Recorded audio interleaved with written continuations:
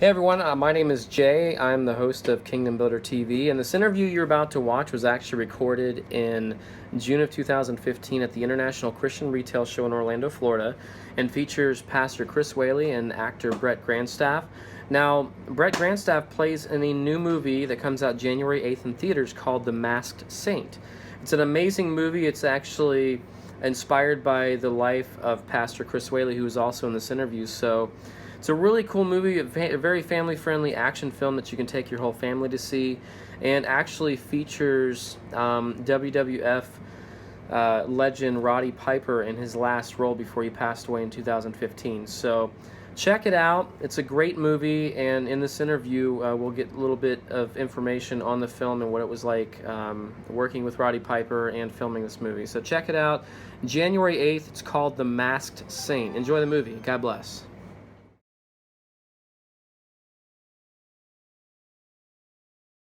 Ladies and gentlemen, give it up for one of the greatest, Christopher the Saint Samuels.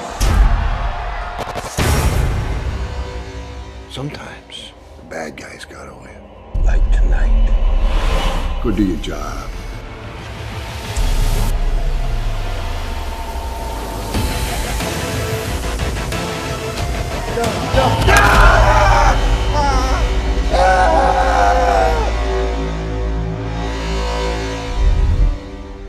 You've always been a man looking for a second chance. Now you have to look after the church. Pastor Chris, welcome to Westside. He pulled all his funding from us. We have all these bills in arrears and no way to pay them. There were threats made by local gangs and the church isn't doing so well. What are you doing? Are you praying? Remember, the world can only be changed by our action. Now, apparently, there's a mass vigilante out there beating people up. You don't say. Where in the Bible does it say thou shalt not wrestle, huh? I'm not back. Yeah, you are. You just don't want it. Sometimes you should just quit while you're ahead.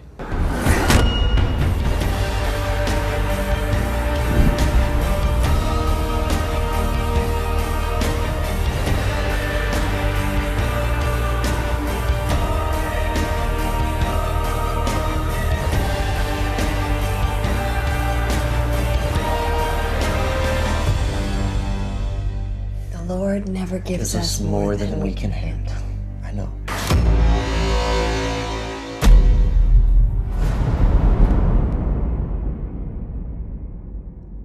Well, we're here to talk about the upcoming film called The Masked Saint. It comes out in January 2016, and Pastor Chris, who's the real-life persona that the film is based on, and actor Brett Granstaff, who plays Chris in the film. And Pastor Chris, let's start with you. How did this story come to be? This is an interesting story here. You have a wrestling background, and you're now a pastor. So, can you tell us a little bit about your history and how the Masked Saint came to be? Okay. It was amazing the little incidents that happened along my ministry as a pastor.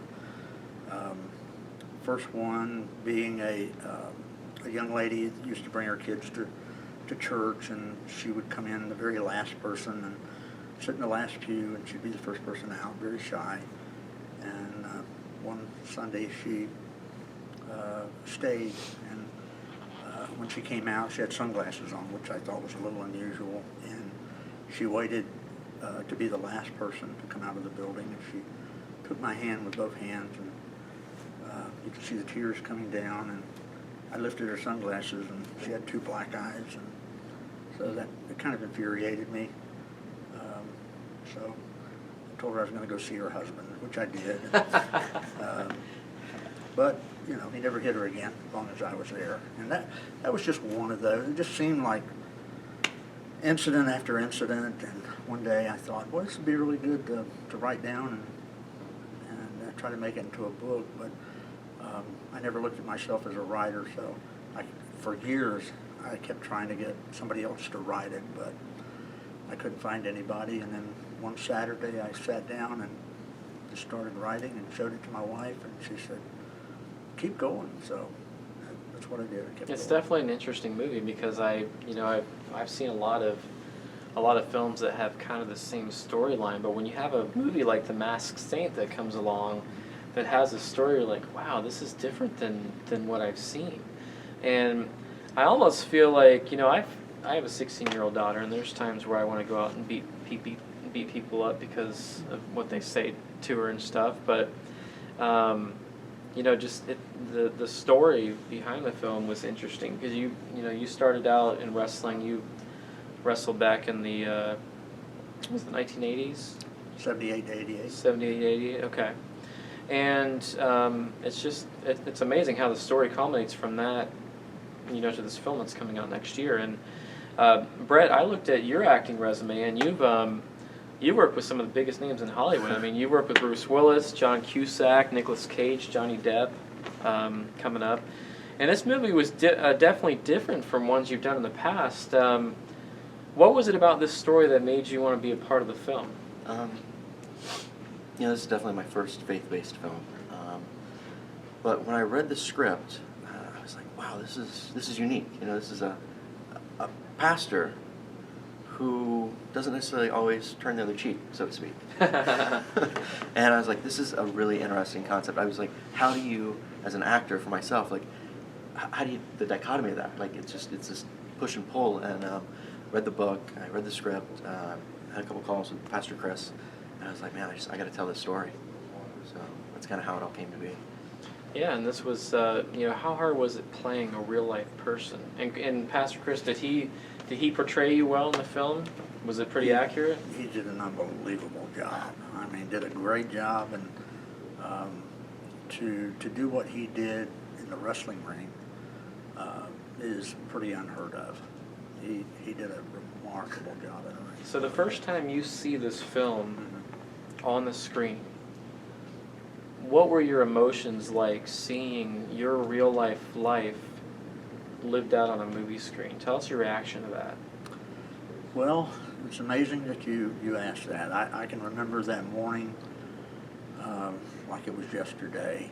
They sent me by video or email the director's cut. Yeah, the director's cut.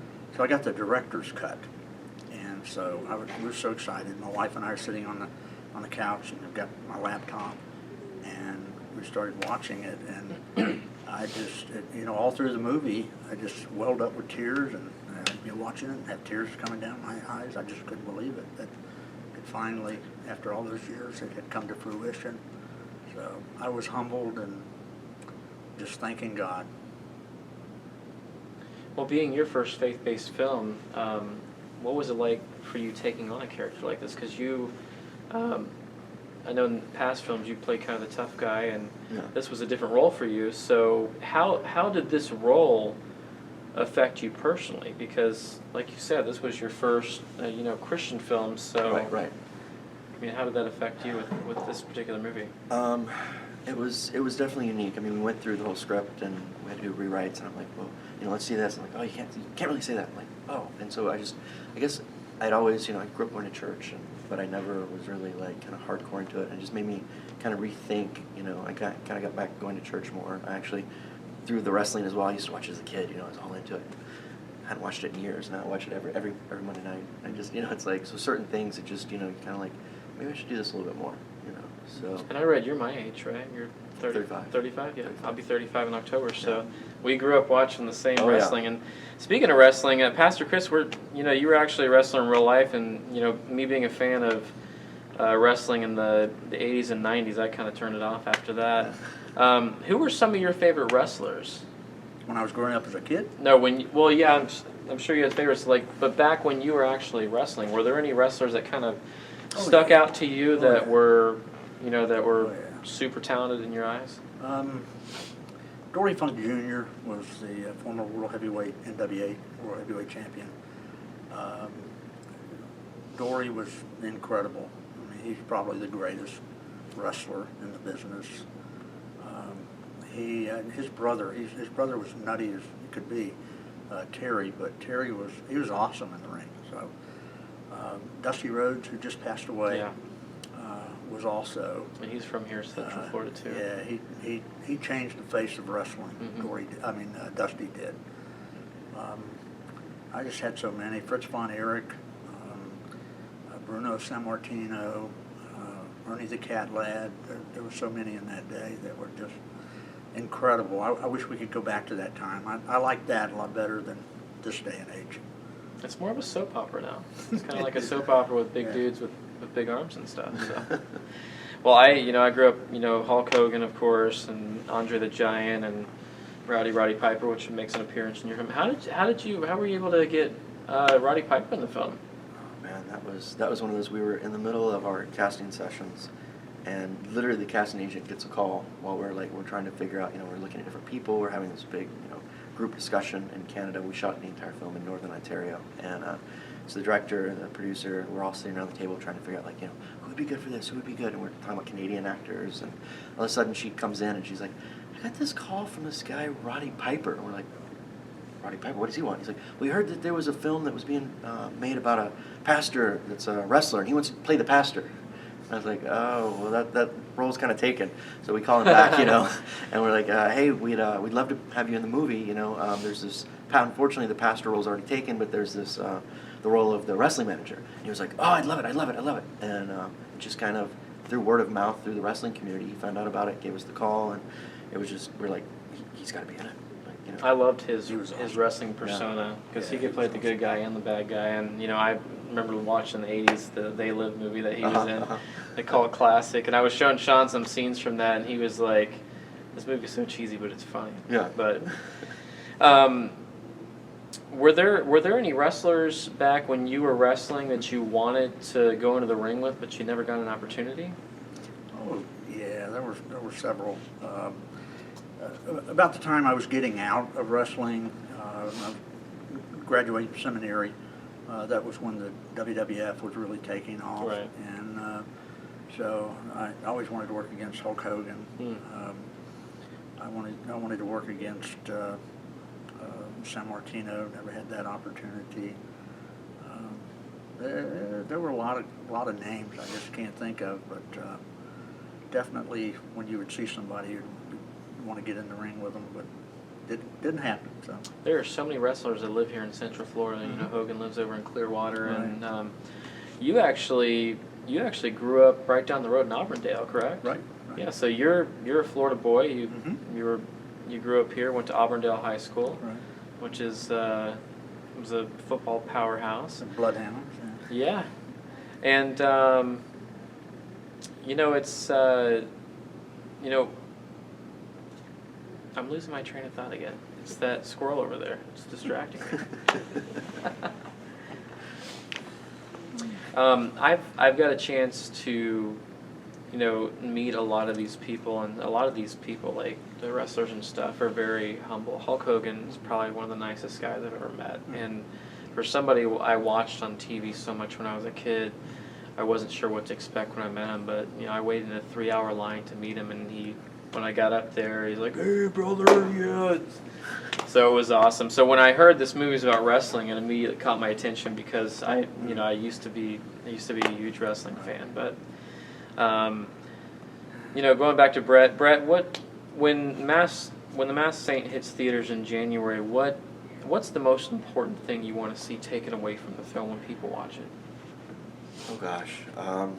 Put you on the spot there. Yeah, I mean, there's so many different levels in terms of my involvement with it because I wrote it, I was the actor in it, one of the producers. I guess, we were at the International Christian Film Festival, which we won this year, the Masked Saint won, and you watch a lot of these films, and they're inspiring, people make them, but it's just kind of the quality isn't kind of what you would expect. And that was kind of one of the things when I approached this film, because I am used to doing kind of bigger movies. I was like, I want to bring really good production value, because it's one of those things where I think sometimes, I had to watch a lot of Christian films to get ready for this movie, and I think it's going to be able to reach a broader audience than normal Christian films because it does have higher production value. So you might not necessarily be what I would call a hardcore Christian that only sees Christian films, but you might say, hey, this is a really good movie, it's a good family movie, let's go watch it. And then you can get a good message. So just in terms of the production side, I would hope that, people will realize that you can make a good Christian film and it have high production value that kind of appeals to more than just the Christian audience. But in terms of personally, some of the themes in this are like grace and goodness and kind of the we have a great line about about good people doing nothing, and that's kind of the problem. And I'd love for people to watch this and just kind of get inspired. You see something happen, don't always just kind of walk by and be like, hey, is everything okay? Or because I think we do that a lot in life, is we might see something happen over here, and, oh no, I don't want to get involved, I should just, you might want to be like, hey, what's going on over here? Try to help. And Pastor Chris, I'd ask you the same question. What are you hoping that people take away from it when they see Masked Saint in January? Well, there's a very intimate scene in the movie, towards the end of the movie, between Brett and Laura, and they're talking, and she says, now you got a second chance. I would want people to take away that God is the God of a second chance. Mm-hmm. And I certainly had my second chances, and I think there's a lot of people that are out there that probably have given up hope in a lot of areas, and if they can go away from this movie thinking that I've got another chance, I can do this. I just hope it's a great encouragement to people. And that's all you can hope for with a film, that that it encourages people and entertains them at the same time. But walking away encouraged is definitely, in my book, one of the most important things about a film. Well, I thought of one guy. You said, who did you work against, or would you like to work against? One of the guys that I did work against was The Undertaker, and that was quite a thrill too. Yeah, especially for my wife and my two daughters. I got to see it. They were crying. And I heard he's like the Gentle Giant. He's plays this menacing looking character in wrestling, but in real life, Mark is actually he's a really cool guy, very approachable. And the guy who plays the bad guy, James Preston Rogers, he looks like a young Undertaker. He does. He really does. Did a great job. Yeah. Those wrestling, both the 80s and 90s, I remember that. Did you ever have those like little rubber figures, the big rubber figures wrestling? Yeah. I wish I could find those again. So my kids would probably beat each other with it, but it was cool. Those like big rubber figures, Andre the Giant and all that. So Hulk, Andre. Yeah. Well, guys, thank you so much for joining us today. The Masked Saint will be in limited release starting January 8th, so be sure to check it out. For more information on the film, you can go to themaskedsaintmovie.com. And you can also check out the trailer there as well. On behalf of Pastor Chris Whaley and Brett Granstaff, I'm Jay Hamlin, reminding you to put Christ first in your life, and everything else will fall into place. God bless you.